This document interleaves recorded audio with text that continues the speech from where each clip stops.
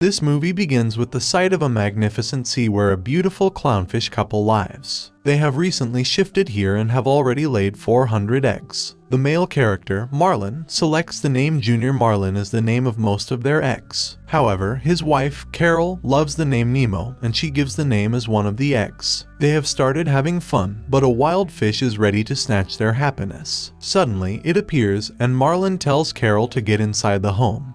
But she moves to her eggs. Wild Fish is about to attack her, but Marlin has started fighting with Wild Fish, who proves strong and throws him away. Just then, Marlin has lost consciousness and his entire world is destroyed when he awakes. The Wild Fish has killed his beloved wife and all their eggs have also disappeared. Right now, he is disappointed when the light of hope appears as an egg that still has survived. By watching this single egg, Marlin promised to protect him until his death. After some time, a day appears when Nemo has grown enough to do school, but Marlin has become overpossessive.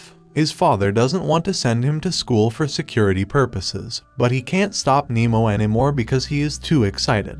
After applying the ointment, he takes him to the school, where Nemo inquires about the turtle's age. Marlin doesn't know because he hasn't met the turtle. However, when they reach school after crossing so many fishes, some fishes consider Marlin a joke cracker because he is a clown fish. Soon, they realize that he is a serious personality, and the children also make fun of Nemo for having a little wing. At the same time, Mr. Ray, their teacher, arrived and was ready to take his student away for learning purposes. But Marlin is concerned about his child. He tells him to take his child for the rest of the 10 minutes because he has little wings. Mr. Ray makes sure to talk about the safety of his child and moves away. In the meantime, other fishes let him know that Mr. Ray will take them to the drop-off. By hearing this, he has become so worried and starts chasing them.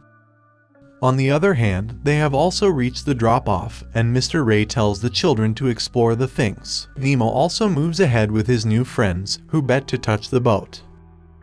Marlin has also arrived and gets angry by assuming that Nemo is going to swim deep into the sea. Marlin has decided to take him back and thinks about not sending him to school for at least 2 years. Now, Nemo has pissed off and moves to the boat, ignoring that his father continuously orders him to return. Nemo touches the boat, and when he returns, the swimmer catches him in a plastic bag.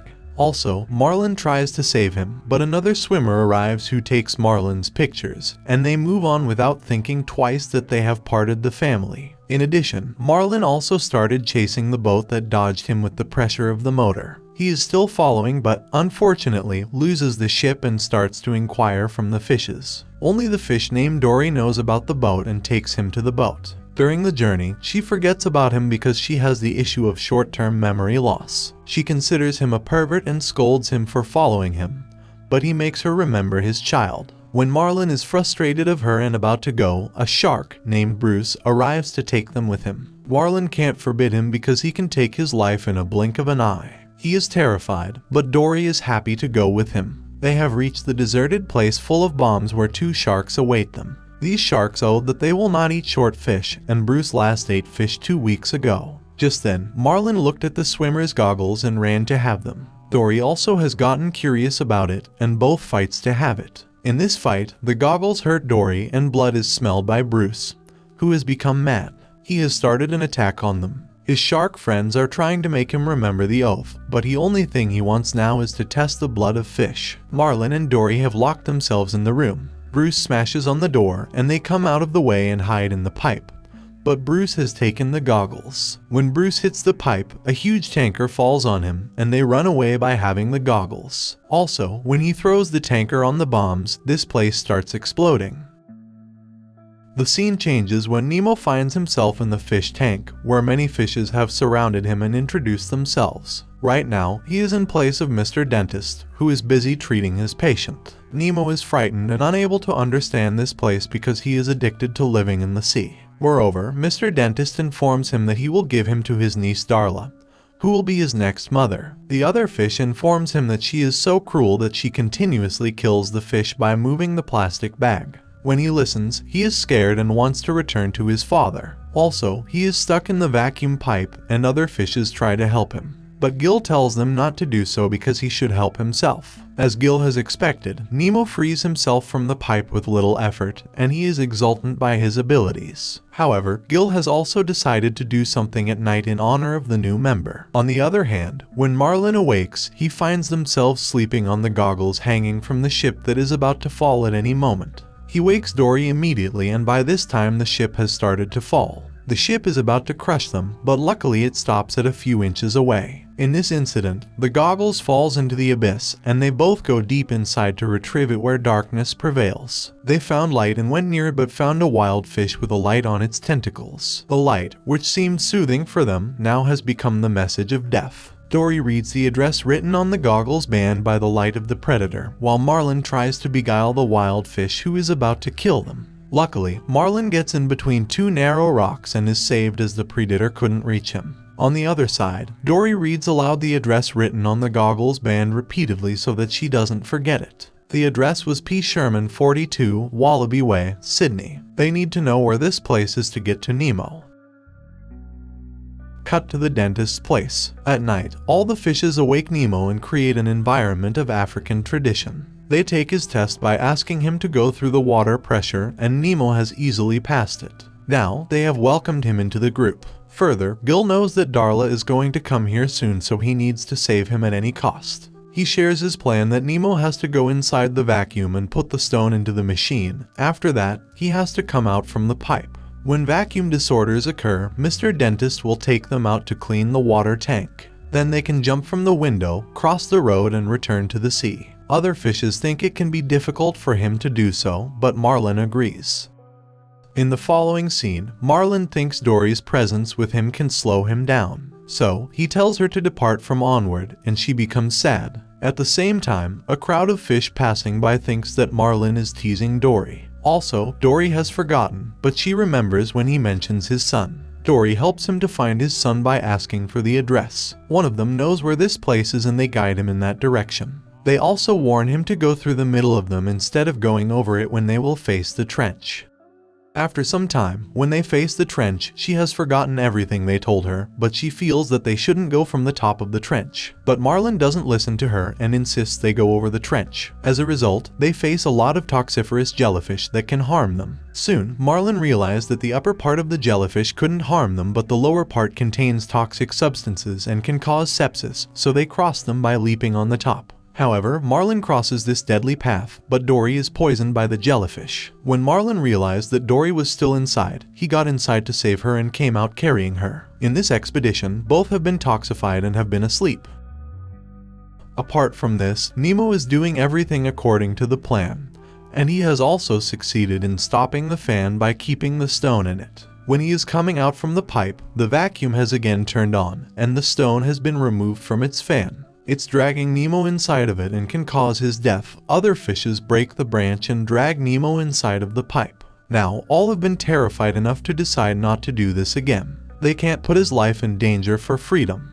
The scene then shifts to Marlin, who awakes on a turtle's back named Crush. Crush noticed him when he saved Dory out from the jellyfish, risking his own life, and is really inspired by him. Meanwhile, Marlin thinks about Dory, who is still asleep, and when she awakes, she starts playing with the children of the turtles. Marlin reaches her and the little turtles beg him to listen his story. He tells them everything that happened with him in this adventure of finding his son. The little fellas are so amazed by his story that they spread it to every animals in the sea. The story spread all over the sea just like the speed of light. From a little creel to the blue whale, everyone knows the story. Birds are also informing each other, and when Nigel listens about it, he becomes excited to tell Nemo that his father is arrived to save him. He quits his meal, a crab, and runs to Nemo. In the fish tank, Nemo has no hope that his father will come here to protect him. Just then, Nigel arrives and informs him that his father is finding him and he will come here soon. He becomes so happy when he listens, and a current of energy flows inside his body. Thus, he holds the stone and goes inside the vacuum. This time, he makes the stone stop the cleaner. Gil also tells everyone to make this tank dirty as much as possible. Aside from this, Marlin inquires about Sydney, and Crush informs him that they will reach Sydney by passing through the swirling water. Before getting into the swirl, Crush's son tries to guide them, but they don't understand any of his instructions. So he pushes them to the swirl, and unexpectedly they enjoy the ride very much. Marlin then questions Crush about his age, and he says that his age is approximately 150 years, and he is still young. According to the guidance of the turtles, they should swim straight and it will lead them to Sydney. In the meantime, they see a whale, and Dory tells Marlin that she knows the language of the whale. Marlin doesn't believe her and tells her not to invite another trouble. However, Dory ignores him and shouts aloud like a whale. The whale is attracted by this and moves to their side while eating prawns and mistakenly eats them. Now, they are inside of the whale and try to find a way out. The scene switches to the dentist's place. The fish tank is now extremely polluted, and Mr. Dentist has also decided to clean this up. They all are happy because they can escape this place before Darla arrives. The scene again jumps to Marlin and Dory, where Marlin tries to escape the whale's mouth. When he realizes that he cannot find a way, he lies down in hopelessness. But Dory communicates with the whale and it responds to her to come in his throat. On the contrary, Marlin is not ready to believe her, but the water has started running from his mouth and they have no option except going down the throat. When they reach the throat, the whale throws them away through the hole in his head. Just then, they realized they had reached Sydney and were so pleased. The following morning, all the fishes are disappointed because Mr. Dentist has attached another water purifier. This one is different from the previous one that scans the water after every 5 minutes and cleans the water automatically. Gil tells Nemo to hide because Darla is about to come, but Mr. Dentist has already captured him on the net. Gil proves a hero when he tells everyone to swim downside by getting inside the trap. Following this strategy, they survived. But the next moment, Mr. Dentist catches him in a plastic bag. Gil tries to console Nemo, but Darla appears by opening the door, making him lose all his hope of life. Cut to Marlin and Dory. A bird has eaten Marlin and Dory, but they stick to his throat, causing him so much irritation that he is forced to cough out them. Nigel is also there and has recognized Marlin as the father of Nemo. He tells them to get inside his mouth because other birds are waiting to eat them. At first, Marlin doesn't believe him, but when Nigel mentions Nemo's name in front of him, they do as he says. Nigel also proves to be a true friend of Nemo, who beats the birds by dodging them in the sail of a ship. The scene shifts where Nemo pretends to be dead, and Dr. Dentist changes his mind about giving it to Darla. They think Mr. Dentist will flush him out, but he proceeds to throw him in the dustbin. In the meantime, Nigel has also arrived by carrying Marlin and Dory in his mouth. He gets inside the room, and a fuss is created. Nemo has also realized that his father has arrived, and he awakes, but Dr. Dentist, who has panicked, accidentally throws the plastic bag in front of Darla. She started moving the plastic bag madly to awake the fish inside the bag. Mr. Dentist, on the other hand, captures Nigel and throws him away. Gil, realizing that Nemo is about to be dead by Darla, he turns into a hero and jumps to Darla's head. Darla is so scared that she throws the plastic bag, and it gets ripped off, making Nemo free. Gil helps him to go inside the sink, which will lead him to the sea. Dr. Dentist notices that Gil is about to die and keeps him in the fish tank again. On the other hand, Nigel apologizes to them that he couldn't save his son. Marlin has also become depressed enough that he tells Dory to go away. Dory wants to accompany him, but Marlin doesn't allow her and thinks that his son has died. The scene changes to Nemo, who has reached into the sea and meets with Dory, but she doesn't recognize him as she has again forgotten everything. She is sad and her instincts force him to find someone, but she doesn't know who she is looking for. Nemo tells her that he is searching his father, and Dory also joins him in finding his dad without knowing his identity. However, when she looks at the word Sydney inside the underwater pipe, she remembers everything and recognizes Nemo instantly. Her heart fills with joy and she immediately takes him to find his father. Marlin goes through the crowd of fish when he hears Nemo's voice. Both father and son are happy to meet, but this happiness is short-lived as the fish catchers have thrown a trap for the fish. Marlin and Nemo utilize their small size and succeeded in escaping the net, but Dory is trapped inside. Nemo wants to help Dory to escape, and this time, Marlin also believes him. So, Nemo tells all the fishes to swim downside. All the fishes are convinced, and when they do so, they overpowered the rod holding the net, and it breaks. All of them are survived. The scene changes to the house where Marlin takes him to school, and now he believes in his brave child who can protect himself. In the last scene, we see that all the fish have also run away from the fish tank. They are in the sea but don't know what to do next. This is where the movie ends. Thanks for watching. See you soon with a new movie recap. Till then, stay happy and chill out.